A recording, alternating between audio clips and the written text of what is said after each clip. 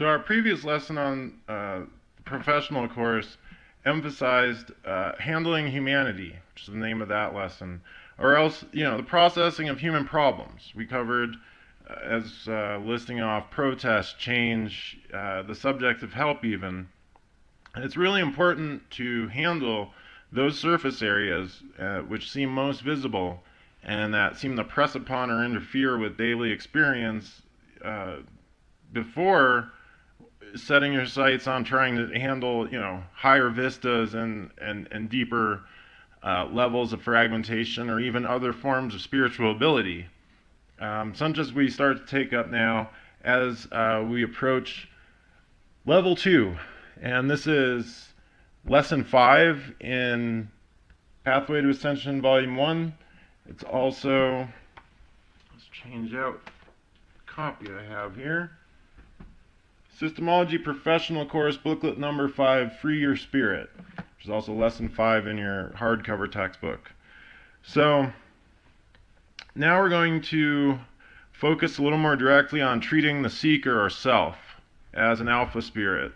I mean, this is always the intention, because it's the actual self or I am awareness as an alpha spirit that we're treating with the systematic processing, not the body or even a mind. It's the spirit that we direct our processing command lines to, our PCL, when we apply our philosophy as these exercises or techniques.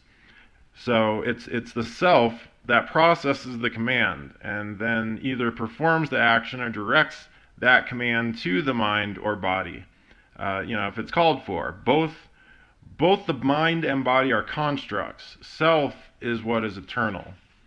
So this is an important keynote as we start. As you can see, the title of our lesson is Free Your Spirit. And so releasing the spirit, it's really a continuous goal. Is almost inherent in the ascension as a seeker, progresses further on this pathway. It's composed of many parts. It's not necessarily a specific practice or technique or even a single area in itself. We're continuously, as we move through this course, we're continuously interested in freeing the spirit from the trappings of this material existence. So on the one hand, we have the considerations of beingness that an individual experiences for themselves as an alpha spirit, or in many cases as restricted to the human condition. On the other hand, we have the accumulated fragmentation that we've talked about, that weighs heavily on the spirit, and of which it is composed of the compulsively created chains that are binding the considerations of the spirit to the lower levels of material of beingness, for example, the human condition, and compulsively the reality agreements to this version of beta existence, this physical material existence. So in our basic state, back behind all the circuitry of the mind systems and bodies, we're really a single unit of spiritual awareness, or what we've referred to as ZOO, to refer to the spiritual awareness as ZOO in earlier lessons. Now, in the past, there's philosophies that have come close to really having a true understanding that's been associated with the spiritual self, and they've come close by identifying it as pure thought, but that's not quite correct. To say that we are thought and that everything is mind is really only part of the way their kind of truth. It at least demonstrates, an understanding that self is not a body. For some, that itself is milestones ahead of, identifying exclusively with a body or certain body parts, as they say that people think with, as the expression goes. The alpha spirit is not composed of physical matter and energy, and nor is dependent on it for its own existence. In actuality, we're an awareness with the ability to generate and observe thought. We also have the ability to create energy without requiring an outside source. And a full knowingness of all this is really what we seek to reclaim when we talk about, ultimately when we talk about our ascension. So There are spiritual philosophies and metaphysical traditions teaching about various astral and subtle bodies that also really enshroud the alpha spirit. These do exist, and they're actually metaphysical constructs that were used by the alpha spirit in former universes, basically less physically solid, less condensed versions of a body in less condensed versions of a beta existence at that time. But none of these are actually the pure spirit either. So don't make that mistake. That's another thing that the mystic has done. So in our native state, we're not located or even locatable in space-time because, and we're talking our native true state, because our existence precedes the creation of universes. It precedes the creation of spaces to be located in.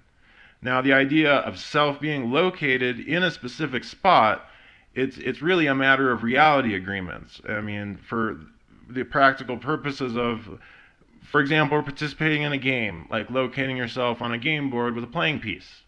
But unfortunately, in our descent, we have confused self with and as the playing piece. So now a free spirit, when we talk about freeing your spirit, what we're talking about here, a free spirit is one that can locate its awareness, its point of view, POV or viewpoint, however you want to word that. It can locate that anywhere it chooses, simply by intention. It's not being compulsively fixed to any point itself. In actuality, it can therefore decide to locate its point of view anywhere. This becomes something we actually, since we're out of the practice with that, we've been compulsively stuck in the body, so to speak. It's something that we then have to practice, and that's one of the things that we treat in PC5, Professional Course Lesson 5. And that's why we title, although freeing your spirit is the ongoing goal here, is the reason we shift our attention to this aspect for this lesson, and that's why we've titled it as such. So now, in order to actually have this free, to be a free spirit, to have this freedom of being able to place our awareness, it requires us to not be entrapped by fragmented considerations that one should basically be able to be in the body or out of it at will, or not, as far as the location of the point of view. The alpha spirit is never actually located within the body. The alpha spirit is still remote, just as you are remote from the game board, the table, and everything that is considered reality, including the game pieces.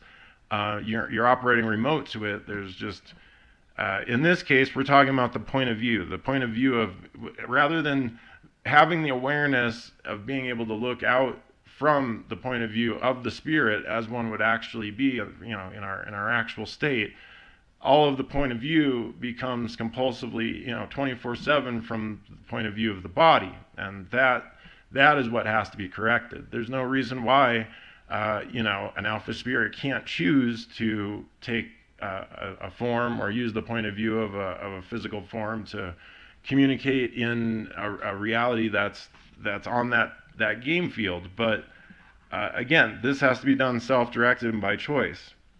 And so what we have to do is basically get some practice in on that process of how this comes to be in our selective direction of that point of view, in order to have that freedom again, in order to self-determine it again at will.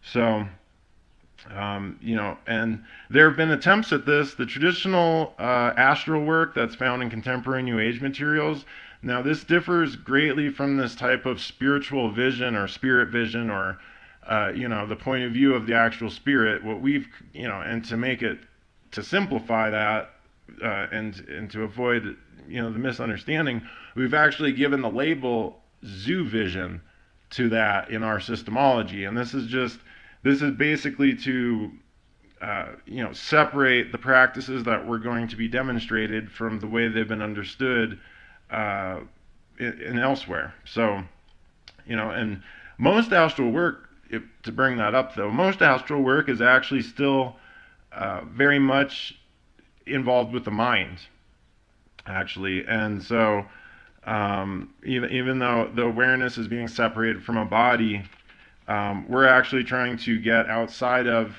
the perspective outside of the body and outside of the mind to be able to actually have full control over these systems from like an entire third party overdimensional perspective. So most astral work is still dealing with the thought plane. Just to explain that there. Now we've talked about pure spiritual awareness, or the alpha spirit, being the actual you yourself, and it's quite capable of directly creating, operating, and perceiving independent and exterior to any body. So a lot of times the astral work still has a certain kind of there's still something inherent into working with the astral body and so forth. When we talk about zoo vision, with zoo vision we're talking about something similar to the perspective like what you have looking out with your eyes, except there's really no conditional there that one needs to look down, for example, or such, and see a body there. We're simply looking from a point of view, not a point of view that's fixed to a specific body. Although there are practices of, for example, having the point of view of, we've done in previous workshops a couple years ago, there was the practice of having one of the classmates looking out the window, and then the rest of the individuals in the room would all basically try to conceive of the point of view of what that individual was seeing out the window, and so to speak.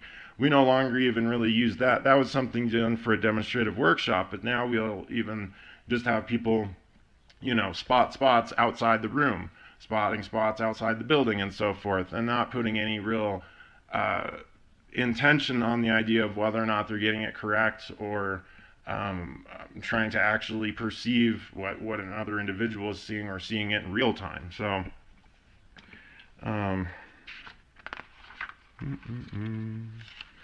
let's talk about zoo vision then. There are some systematic processes that prompt a seeker to place their awareness exterior to a body. By this, we do not simply mean like place their attention, but to literally be outside of the body. In actual practice, we do not mean like taking flight on some out-of-body journey, but a stable ability to stand outside the body and mind, just as I've described, and be able to operate them as something that's altogether separate from self. So we're not trying to get into the inner workings of the body and the mind even. We're not trying to navigate that from the inside either. We're trying to have an exterior perspective on the handling of these systems as the spirit actually has in its native state, before choosing not to know for whatever reason. So now the kind of ability that we're talking about here, zoo vision, it's something that we treat more specifically in the advanced training course.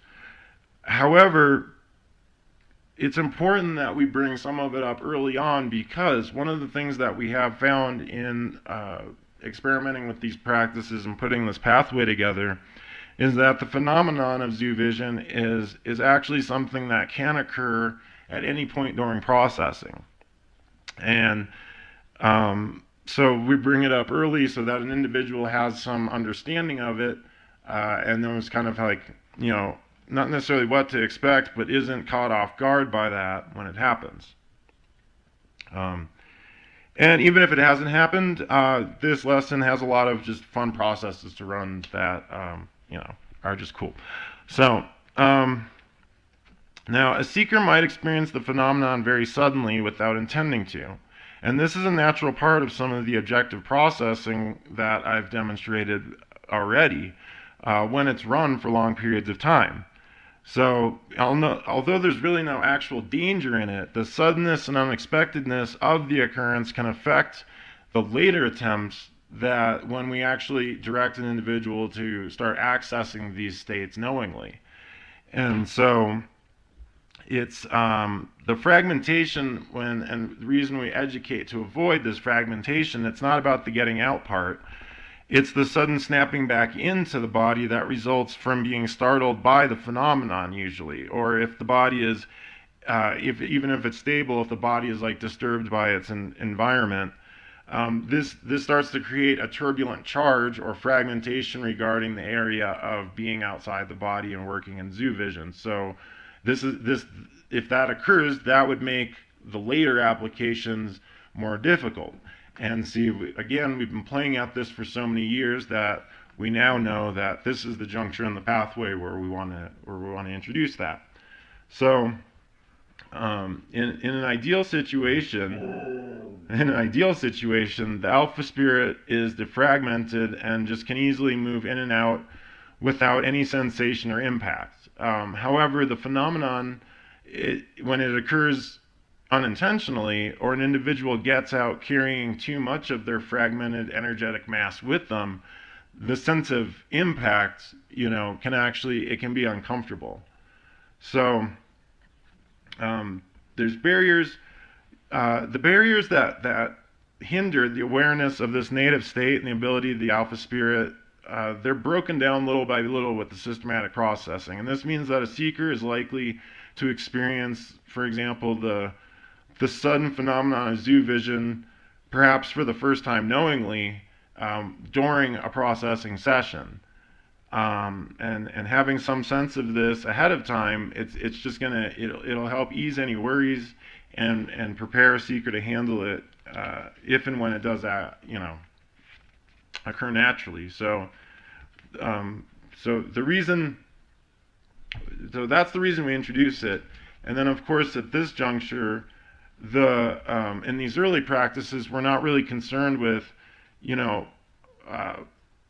actually pulling your normal point of view or POV of self and all of its mental machinery and energy bodies and stuff out from their usual positions.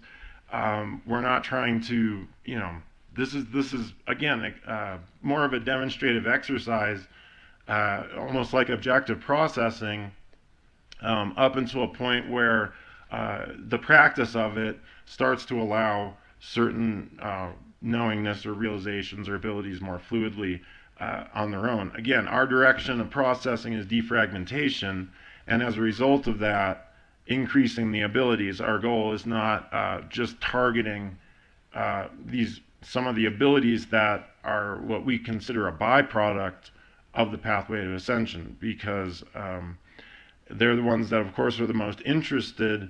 They're the most interesting to outside parties. These things that are, these certain abilities and so forth that are kind of handled in the upper levels, but it's not what we're after, and it's also not what we want our program to be exploited for. So now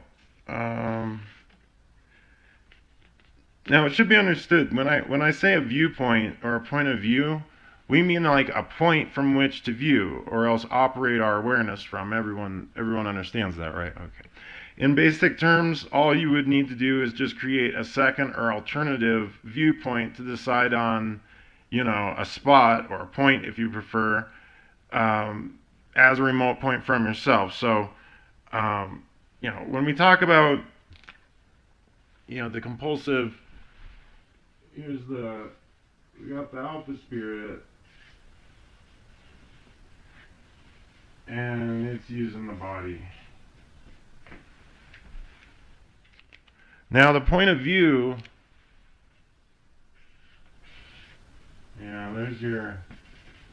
this point of view that we're talking about, ultimately what we want would be the point of view accessible to the alpha spirit. We are mostly compulsively dealing with the point of view, usually out of the eyes, out of the head of the human body. So, ultimately when we're talking about zoo vision, let me just put that up there. Zoo vision.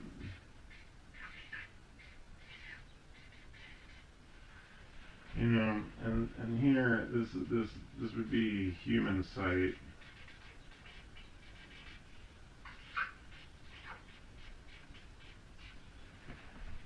And we're not concerned, again, when we talked about some of the mystical connotations of this, we're not concerned about the thought planes, the ethereal planes, the mind system, and all that that's in between this. That's again that astral work and so forth. That's something else. So when we're talking about a secondary viewpoint, remote viewpoint is that's a term used in the intelligence community to denote one of the skills or abilities that's inherent to the spirit that could be developed with this. But remote viewing, you're already remote viewing because you're using the sensory perceptions of the body that's already remote from the individual, from self, in order to see. So you're already practicing remote viewing. What most people mean when they say remote viewing, or what we're kind of more referring to here as a secondary viewpoint, would be basically, some other point out here, that's a second,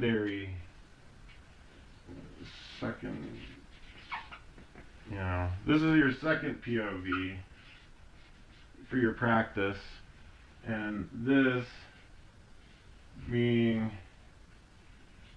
the, your primary, or let us say compulsive POV, the one that's on auto, right? Just so that we have a clear understanding of what we mean between true zoo vision and the practices of us creating secondary point of views in which to practice some of this from. And the practice, what we call this, now we call it locational POV processing.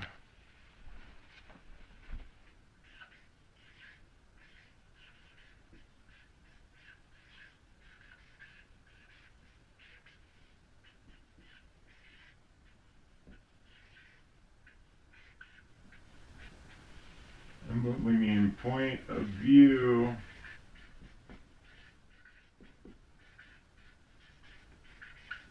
or viewpoint really doesn't matter. Viewpoint, point of view, POV. We all mean, it means the same. So that our experiments with this is an entire volume. As I say, these research, the original research volumes that we've just been able to pull all this from, we've been able to consolidate again the importances, but the Imaginomicon volume of the original Systemology core, or what is the now the research volume, the Imaginomicon. Is where we first discuss a lot of that, and it's also a lot of the practices in lesson 5, Free Your Spirit, are also inspired by some mystical training techniques found in the work of Franz Barden. And although we didn't cover it in the video film lectures for this workshop, or the basic course for this workshop at the beginning of the month, there is a section in the fundamentals of systemology, that the textbook, that talks about some of these other figures and the background. So the original methods all seem to emphasize flow in one direction only, though, and it seemed to emphasize the going in part, and the getting in, the going in. And we can improve this practice with our systematic processing by using, again, alternation, the going in and the going out, with repetition and fluidity. So the earliest experiments by the research members at the Systemology Society, it demonstrated that initially the best results come from practicing with large masses, the ones that a seeker is already familiar with, but which are not necessarily present in the immediate vicinity. So our standard instruction at the Mardukite Academy now is to use, for example, a mountain. And I mean, and again, it's something that's not, close or present or in the room, or something that you could see. It wouldn't be the mountain that like one would be sitting on if such was the case. In traditional piloting, a co-pilot is not likely to have that objective reality on the seeker's experience. So, they can't see whether or not the actions are actually being carried out. And so to maintain, when we talk about these kind of processes, because I'm catering to the solo practitioner, but this is the professional course for the same processing that a co-pilot would do, just within addition to co-piloting or pilot training.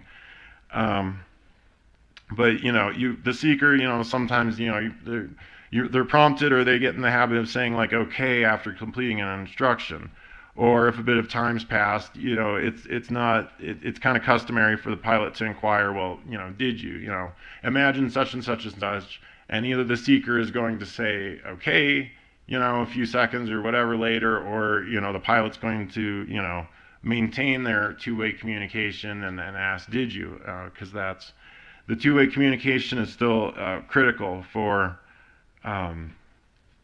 these kind of subjective and what are creativeness processing, or what used to be considered imaginative processes. A lot of individuals didn't seem to like the idea of imaginative because it seems to denote things not being real or whatnot. So creativeness processing.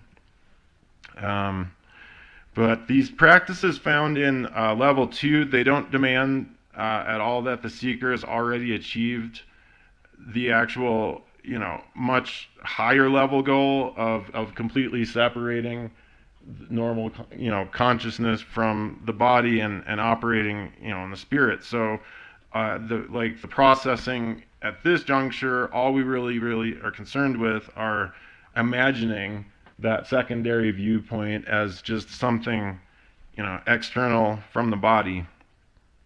And there's no reason to imagine that there's any mental body that you're using in order to do this, or any kind of silver cords or anything like that are connecting this. We're simply differentiating a secondary viewpoint from what you would see if you simply open your eyes and look out from the body. So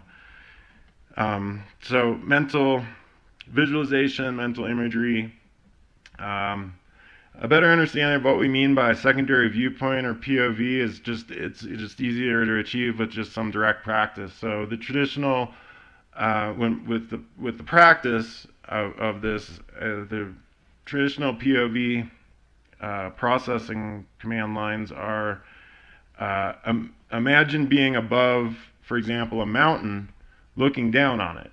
Now imagine your viewpoint moving into it, and now imagine your viewpoint moving out from it. And in this formula, it's listed step A, B1, and B2. So in this formula, seeker's attention and presence, they're oriented with the first PCL to be above the mountain, looking down on it, and so forth. And then the moving the viewpoint into it, moving the viewpoint out from it, those would be then alternated there afterwards as you're alternating PCL. So, and now it's expected too with this, again, when we're just treating this, especially your first pass, when we're just treating level 2 for the first time, and PC5, that your most of your perception really, it's not expected to be, it's pure imagination, meaning self's creating everything in the absence of actual perception. And even if it's something you're creating or recalling from memory at this point, the idea that you're actually having a perception above the physical mountain and such isn't, we're not shooting for that. So we're just, again, we're applying imaginary practices before certain innate abilities just kind of unfold, so to speak. So now, eventually, a seeker is going to find that more of their awareness is able to be established or present in the secondary point of view. So this is, again, this is just happening with practice. So, and it's, recognition of real perception with this practice is really, it's likely to be very subtle at first, but still seem quite real. And, by this we mean establishing a secondary viewpoint that, again, is remote from the body. And so early on, really you want to acknowledge any of the personal successes or improvements in these areas and just simply end the process there. So at any point you feel good about it or whatnot, you're not really shooting for a specific endpoint other than just the improved ability and of handling it. So that's the point, that's your endpoint on the process. To continue such a practice any further, without a break, at least, it could result in, something that causes you to invalidate the gains that you just made. So, or feel like any of the actual perceptions you gleaned were entirely imagined. So, you just kind of want to consider any win an endpoint on this. And also the practices of, in actual practice, when you move up into advanced training, or we're actually working on, these kind of locational POV with actual perception, usually the perception is more about an awareness or a knowingness rather than the vivid overlay that one ends up actually putting on top of the impressions. So just as we receive impressions from our environment and so forth, and then we kind of, later give it all of this significance and meaning, most of the actual perception that's achieved using, let us say remote viewpoints or viewpoints remote from any body, they're actually fairly subtle, by comparison to what you would, for example, you see with your eyes. So the rest of that, the impressions, the actual impressions are actually subtle, and the rest of what you've got going on there with your mental imagery is entirely created, entirely self-created. So that's just something to keep in mind there. Now, to extend this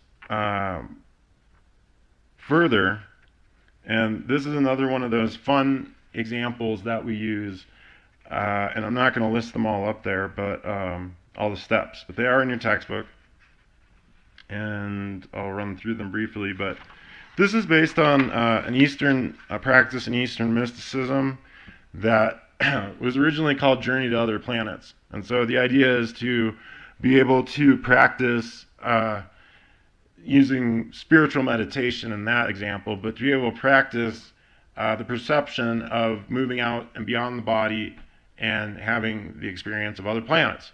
And so in the steps, again, we in your textbook, it's given as a formula. So whatever, you could use it for a mountain, which is what we ended up doing when we were first introducing it, or you can actually play with the planets. But the experimental exercise is be near or above. Just says be above the mountain, be inside of it, now be outside of it. And again, this one is about beingness, and so this is a more direct PCL. The previous one was imagine your viewpoint moving in or moving out from it. At this juncture, we're just practicing a beingness, the idea of just putting out remote viewpoints. That's all. Just the idea of it, the practice of it. We're not concerned about perception, and we're not concerned about any sense of motion, like a perception of moving in or out or direction of anything. We're talking about beingness. So be near or above, whatever. Now be inside of it, be outside of it, be at the center of it, be outside of it, be on the surface of it, be above it. And that's a whole cycle being run through there. Now, in practice, looking at this, in practice, it's more likely that you're going to start off with, for example, the A, be near or above, or to actually spot or identify, again, locating the awareness there, and then practice an alternation of, for example, two of the other steps. So be inside of, be outside of, and then be at the center of, and be outside of, and then be on the surface of, and be above. And you would just alter those. So inside of, outside of, inside of, outside. Just believe it or not, with this practice, you can actually move very quickly once you start getting a handle for it. And we've actually had situations where an individual had such perception on the directive commands that even though the communication lag of delivering the command in the session was almost like attacks on the seeker, they were so able to move and be in a point faster than the PCL could be communicated. So that's just one example of locational POV, point of view, viewpoint processing. The Joshua Free imprint, JFI Publications, in conjunction with Mardukite Academy and the Systemology Society, present the single greatest breakthrough of the 21st century for all humanity, the perfection of a new standard systemology, a complete map for the way out from the bottom to the top, and your key to being an ascended master in this lifetime. Everything you need is contained in 3 progressive self-guiding courses: the Fundamentals of Systemology Basic Course, the Pathway to Ascension Professional Course, and the Keys to the Kingdom Advanced Training Course. And each should be studied and applied in their intended sequence and order as displayed in this video. All 3 courses combined are available as 5 standard hardcover volumes, but also as 33 installments, since each single course lesson is also available individually as a pocket-sized manual. The Fundamentals of Systemology Basic Course includes Being More Than Human, Realities in Agreement, Windows to Experience, Ancient Systemology, A History of Systemology, and Systemology Processing. The Pathway to Ascension Professional Course, including processing levels 0 through 6, includes in Volume 1, Increasing Awareness, Thought and Emotion, Clear Communication, Handling Humanity, Free Your Spirit, Escaping Spirit Traps, Eliminating Barriers, and Conquest of Illusion.